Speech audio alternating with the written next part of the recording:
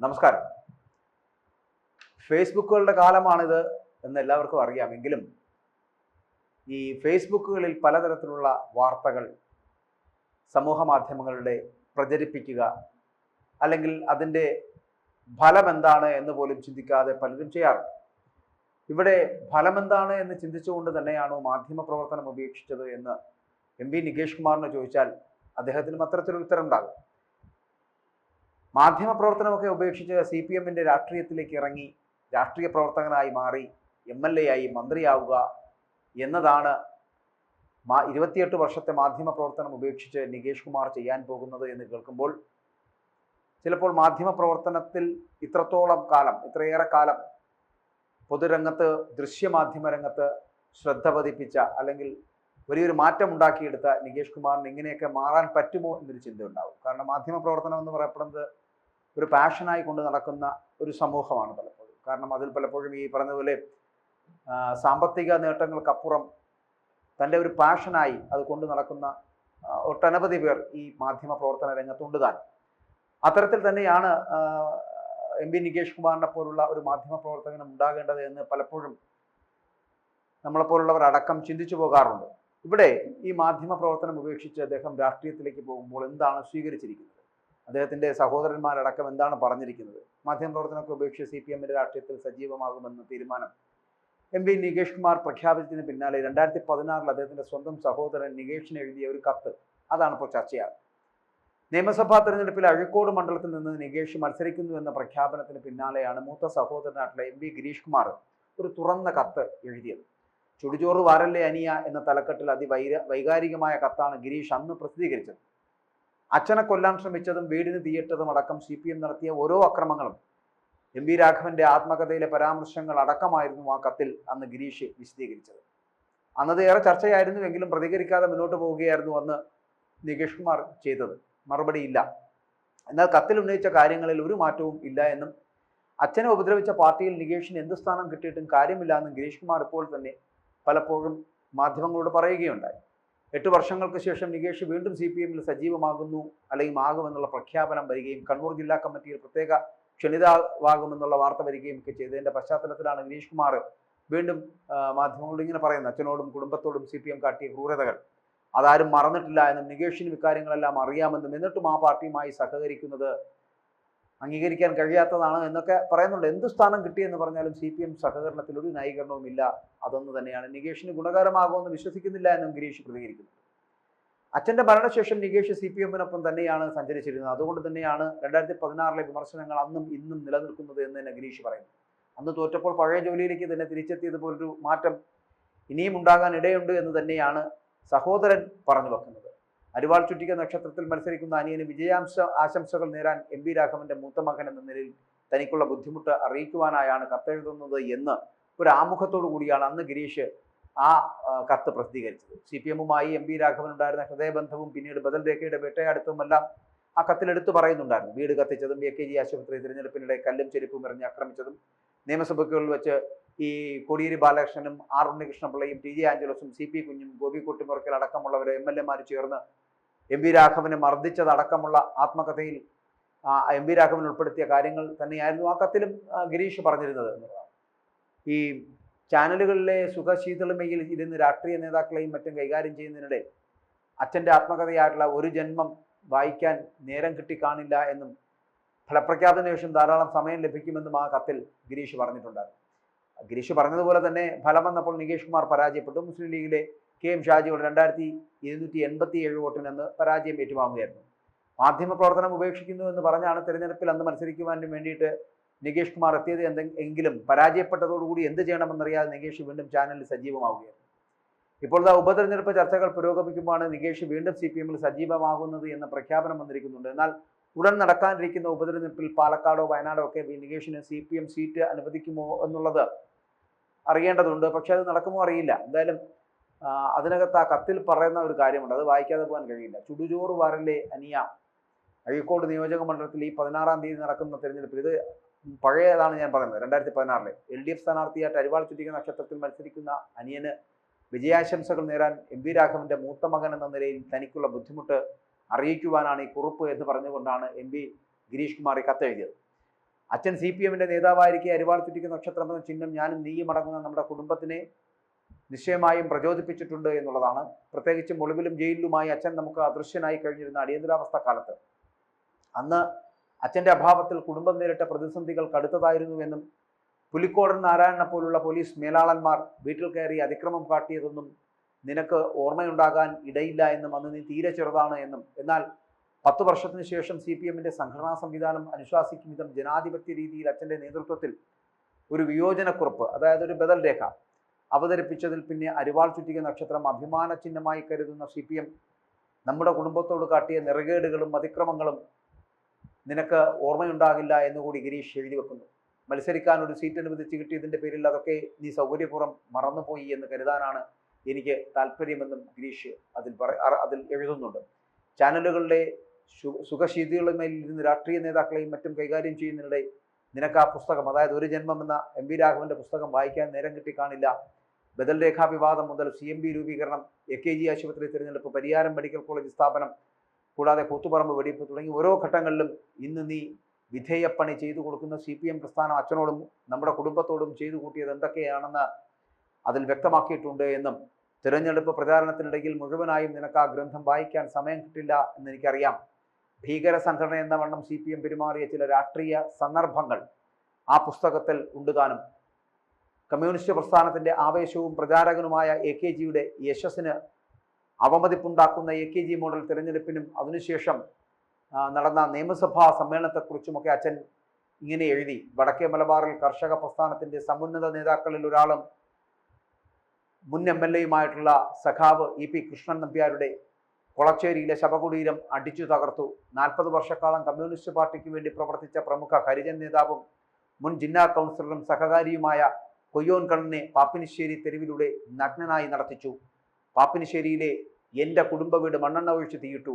വീടപ്പാടെ ചുട്ടരിച്ചു. നിധി പോലെ ഞാൻ കാത്തു സൂക്ഷിച്ചിരുന്ന മാർക്സിയൻ സാഹിത്യകൃതികളും ഡയറി കുറിപ്പുകളും എല്ലാം ചാമ്പലായി. വീട്ടിൽ മാർക്സിൻ്റെയും ഏംഗൽസിൻ്റെയും ലെനിൻ്റെയും EMSൻ്റെയും പടങ്ങളുണ്ടായിരുന്നു. ഇതിൽ EMSൻ്റെ പടം പുറത്തെടുത്തു വെച്ചിട്ട് മറ്റുള്ളവ തീയിട്ട് നശിപ്പിച്ചു. ഗുണ്ടകൾ എങ്ങനെയാണ് മാർക്സിനെയും ലെനിനെയും ഏംഗൽസിനെയും തിരിച്ചറിയുക? എൻ്റെ ജാമാതാവ് കുഞ്ഞിരാമൻ്റെ തെങ്ങിൻ തോട്ടം നിശേഷം വെട്ടി നശിപ്പിക്കുന്ന സാഹചര്യം ഉണ്ടായി. അസഹിഷ്ണുതയാണ് CPMൻ്റെ മുഖമുദ്ര എന്ന് പറയപ്പെടുന്നത്. രാഷ്ട്രീയ ലക്ഷ്യങ്ങൾ നേടാൻ പകപോക്കാൻ ഏതു മാർഗവും അവലംബിക്കുവാൻ മടിക്കാത്ത പാർട്ടിയാണ് CPM എന്നതാണ് കൂത്തുപറമ്പിൻ്റെ സന്ദേശം നൽകുന്നത് എന്നുകൂടി ഓർമ്മപ്പെടുത്തുന്നു. ഇനി AKG ആശുപത്രി തിരഞ്ഞെടുപ്പിനെ കുറിച്ചുകൂടി പറയാതെ പോകാൻ കഴിയില്ല എന്ന് പറയുകയാണ്. വോട്ട് ചെയ്യാനെത്തിയ തന്നെ പോളിംഗ് സ്റ്റേഷനിൽ നിന്ന് പുറത്തിറക്കി മർദ്ദിച്ചു. റോഡിൽ തന്നെ കല്ലും ചെരുപ്പും എറിഞ്ഞ് AKG ഹോസ്പിറ്റൽ സ്ഥിതി ചെയ്യുന്ന തളാപ്പ് മുതൽ തെക്കി ബസാറിലെ പാർട്ടി ഓഫീസ് വരെ അക്രമികൾ പിന്തുടർന്ന് കല്ലെറിഞ്ഞുകൊണ്ടേയിരുന്നു. തിരഞ്ഞെടുപ്പ് കഴിഞ്ഞ് 3-ാം ദിവസം, അതായത് 1987 ജൂലൈ 1 നിയമസഭയിൽ താൻ സബ്മിഷൻ ഉന്നയിച്ചു. ഞാൻ കള്ള ഷെയർ സർട്ടിഫിക്കറ്റുമായി മന്ത്രിയുടെ സ്വീറ്റിനരികിലെത്തി. നോക്കൂ, ഇത് കള്ള സർട്ടിഫിക്കറ്റല്ലേ എന്ന് ഉറക്കെ ചോദിച്ചു. TK രാമകൃഷ്ണന്റെ കൈപിടിച്ചൊരു കള്ള സർട്ടിഫിക്കറ്റ് വെച്ചു കൊടുത്തു. മറ്റൊന്ന് അദ്ദേഹത്തിന്റെ പോക്കറ്റിൽ വെക്കാൻ മുദ്രവേ. Kodiyeri Balakrishnan, R Unnikrishna Pillai, TJ Angelos, CP കുഞ്ഞ്, കൂടാതെ ഗോപി കൂട്ടപ്പുറയ്ക്കൽ തുടങ്ങിയ മാർക്സിസ്റ്റ് അംഗങ്ങൾ ചാടി വീണ് തന്നെ തല്ലി നിലത്തിട്ട് ചവിട്ടിയെന്ന് MV രാഘവൻ പറയുന്നു. വീണ് കിടന്ന തന്നെ വളഞ്ഞു പിടിച്ചു അവർ ചവിട്ടുകയായിരുന്നു. വാച്ചൻപാട് എത്തിയെങ്കിലും അവർ ഒന്നിനും ഇടപെടാതെ നോക്കുകുത്തികളായി നോക്കി നിന്നു. സ്പീക്കർ സഭ നിർത്തി ചേംബറിലേക്ക് പോയി. മുഖ്യമന്ത്രി നായനാരും പ്രതിപക്ഷ നേതാവ് K കരുണാകരനും സഭ വിട്ട് പുറത്തേക്ക് പോയി. അപ്പോഴും ചില മാർക്സിസ്റ്റ് അംഗങ്ങൾ തന്നെ തല്ലുന്നുണ്ടായിരുന്നു എന്നും അത് ഒരു ജന്മം എന്നുള്ളതിൽ പേജ് 326, 337 തെരഞ്ഞെടുപ്പ് കഴിഞ്ഞാൽ, ഫലപ്രഖ്യാപനം വന്നു കഴിഞ്ഞാൽ ഈ പുസ്തകം മനസ്സിരുത്തി വായിക്കുവാൻ നിനക്ക് വേണ്ടത്ര സമയം കിട്ടുമെന്നാണ് എനിക്ക് തോന്നുന്നതെന്ന് MB ഗിരീഷ് കുമാർ പിന്നെ പറയുന്നു. അതായത് MV രാഘവൻ CPMന് വേണ്ടി ചെയ്തത് എന്താണ്, അച്ഛനോട് CPM ചെയ്തത് എന്താണ് എന്നതൊക്കെ നിനക്ക് അപ്പോൾ വ്യക്തമാകുമെന്നാണ് എൻ്റെ പ്രതീക്ഷ എന്നുകൂടി MB ഗിരീഷ് കുമാർ ആ കത്തിൽ പറഞ്ഞിട്ടുണ്ട്. ഏതായാലും തെരഞ്ഞെടുപ്പിൽ നിൽക്കുമ്പോൾ ചില നിലപാടുകൾ നിനക്ക് ജനങ്ങൾക്ക് മുൻപിൽ വ്യക്തമാക്കേണ്ടി വരും. MBR ആയിരുന്നോ അതോ CPM ആയിരുന്നോ അന്നത്തെ ശരി എന്ന ജനങ്ങളുടെ ചോദ്യത്തിന് നീ ഇതുവരെ മറുപടി പറഞ്ഞതായി ജനങ്ങൾ പോലും കണ്ടിട്ടില്ല. MBRനോട് കാട്ടിക്കൂട്ടിയ പേക്കൂത്തുകളെ കുറിച്ച് CPM എവിടെയെങ്കിലും ഇതുവരെ പശ്ചാത്തപിച്ചതായി എൻ്റെ അറിവിൽപ്പെട്ടിട്ടുമില്ല. നമ്മുടെ അച്ഛൻ കെട്ടിപ്പടുത്ത ആതുര സേവന സ്ഥാപനങ്ങളുടെ ഭരണാധികാരവും നിയന്ത്രണവും മാത്രമാണ് അവരുടെ ലക്ഷ്യമെന്ന് തിരിച്ചറിയാത്തത്രയും വകതിരിവ് മാത്രമാണോ നിനക്കുള്ളത് എന്ന് ഞാൻ ചിന്തിച്ചു പോവുകയാണെന്ന് MB ഗിരീഷ് കുമാർ ആ കത്തിൽ പറഞ്ഞു. പരിയാരം മെഡിക്കൽ കോളേജിന് അതിൻ്റെ സ്ഥാപകനായിട്ടുള്ള MV രാഘവന്റെ പേര് കൊടുക്കുന്നതിൽ CPM നേതൃത്വത്തിന്റെ നിലപാട് എന്താണ് എന്ന് എപ്പോഴെങ്കിലും ചിന്തിച്ചിട്ടുണ്ടോ? രാഷ്ട്രീയ ജീവിതത്തിന്റെ ആദ്യഘട്ടത്തിൽ CPMന് വേണ്ടിയുള്ള ജീവിതം പാഴാക്കിയ, അതായത് അദ്ദേഹത്തിന്റെ ഒരു പ്രയോഗമാണത്. ആ മനുഷ്യന് 10-30 കൊല്ലക്കാലം CPM-നാൽ വേട്ടയാടപ്പെടുക ആയിരുന്നു എന്ന ചരിത്രം യാഥാർത്ഥ്യത്തെയല്ല, കേവലം ഒരു അസംബ്ലി സീറ്റിന് വേണ്ടി നീ തൂക്കി വിറ്റു എന്ന് പറയപ്പെടുമ്പോൾ ലജ്ജയുണ്ട്. ഒരുവൻ ലോകം മുഴുവൻ നേടിയാലും സ്വന്തം ആത്മാവിനെ നഷ്ടപ്പെടുത്തിയാൽ അവൻ എന്ത് പ്രയോജനം എന്ന് പറയുന്ന പോലെ ഇതൊക്കെ ഒരു ബൈബിൾ വചനമാണ്. ഈ ബൈബിൾ വാചകം നിന്നെ പോലുള്ളവരെ ഉദ്ദേശിച്ചാണ് എന്ന് എനിക്ക് തോന്നുന്നു. ഒരു മകൻ എന്ന നിലയിലും ജനാധിപത്യ വിശ്വാസി എന്ന നിലയിലും എൻ്റെ മനസ്സിൽ കല്ലിച്ചു കിടക്കുന്ന വേദനയാണ്. ചെരുപ്പുമാലയിട്ട് കൂകി വിളിച്ചും കല്ലെറിഞ്ഞും ചിരകൊട്ടിയും അല്ലെങ്കിൽ ചിരട്ട കൊട്ടിയും പരിഹാസ്യനാക്കി മാർക്സിസ്റ്റുകാർ നമ്മുടെ അച്ഛനെ നടത്തിയതിൻ്റെ ദൃശ്യങ്ങളെന്ന് മറന്നു പോകരുത്. മാസങ്ങൾക്ക് മുൻപ് ജയ് വിളിച്ച നേതാവിനെ ചെരുപ്പുമാല അണിയിക്കുവാനും കല്ലെറിഞ്ഞ് കൂവി ആർത്തു വിളിക്കുവാനും ഈ പ്രസ്ഥാനത്തിനും അതിൻ്റെ നേതാക്കൾക്കും അണികൾക്കും മാത്രമേ സാധിക്കൂ എന്ന് പിന്നീട് ഇവർ തന്നെ പലവട്ടം തെളിയിച്ചിട്ടുമുണ്ട്.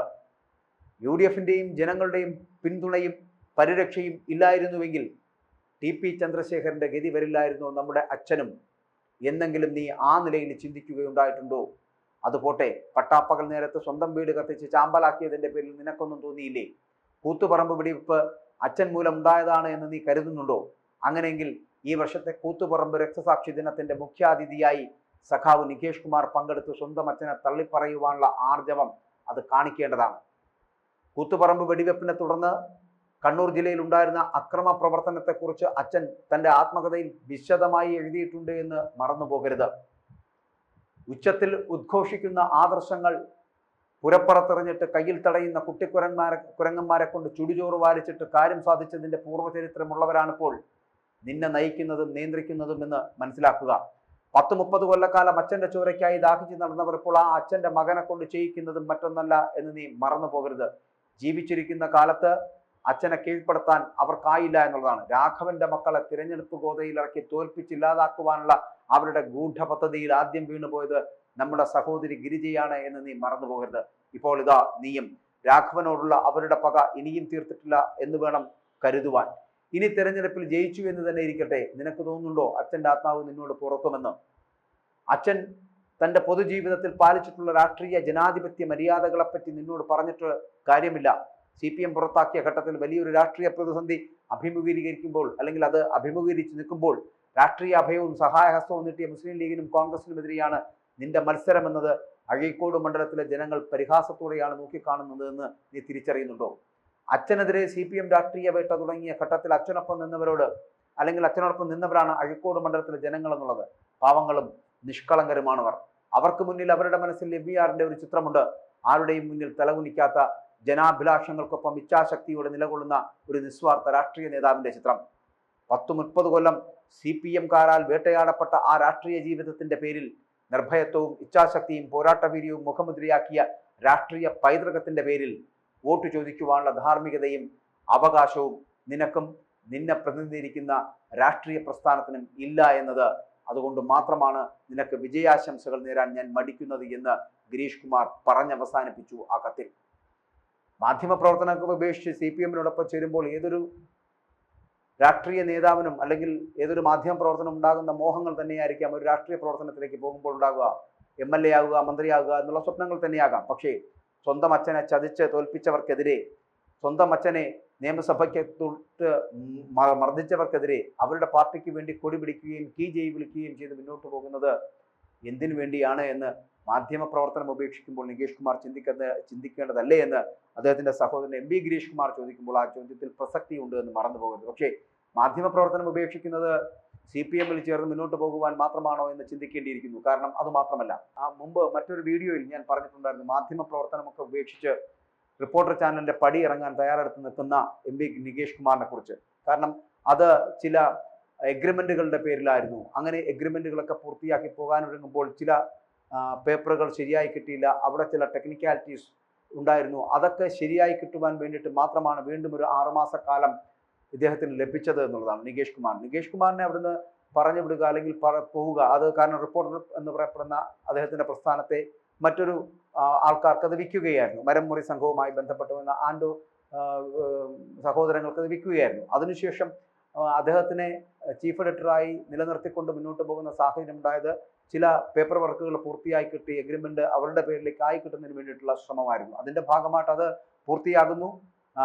കൊടുക്കേണ്ടവർക്ക് പണമൊക്കെ കൊടുത്ത് പൂർത്തീകരിക്കുന്നു. ഒപ്പം തന്നെ ആർക്കൊക്കെയാണോ കോടികൾ കൊടുക്കേണ്ടത് അവരെ കോടികൾ കൊടുത്ത് സന്തുഷ്ടരാക്കുന്നു. ഒപ്പം തന്നെ കോടികൾ കൈപ്പറ്റിക്കൊണ്ട് തന്നെയാണ് നികേഷ് കുമാറും റിപ്പോർട്ടറിന്റെ പടി ഇറങ്ങുന്നത് എന്നാണ് നമുക്ക് അറിയാൻ കഴിയുന്നത്. അതുകൊണ്ട് ഏകദേശം നല്ല തുക കൈപ്പറ്റിക്കൊണ്ട് ആൻഡോ സഹോദരന്മാരിൽ നിന്ന് കൈപ്പറ്റിക്കൊണ്ട് തന്നെയാണ് നികേഷ് കുമാർ മാധ്യമപ്രവർത്തനം ഉപേക്ഷിച്ച് റിപ്പോർട്ടർ ചാനലിന്റെ പടി ഇറങ്ങുന്നത്.